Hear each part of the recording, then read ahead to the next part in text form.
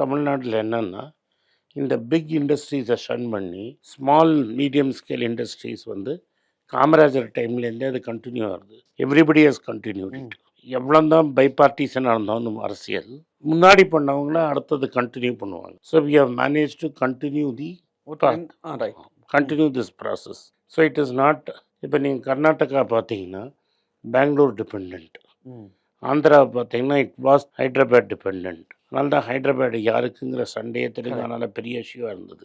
இப்போ Andhra is trying to develop Vijayawada or Vizag. But இதெல்லாம் வந்து ஒன் பர்டிகுலர் மேஜர் சிட்டி. நீங்கள் பார்த்தீங்கன்னா பெங்களூருக்கு அப்புறம் மேங்களூர், மைசூர் ரொம்ப பின்னாடி இருக்கும். பெங்களூர் விட்டிங்கன்னா மற்ற ஊரில் இன்வெஸ்ட்மெண்ட்டே இருக்காது. ஆனால் தமிழ்நாட்டில் அப்படி கிடையாது. It is spread out. அதனால தான் ஏர் டிராஃபிக்கை முன்னாடி சொன்னேன்.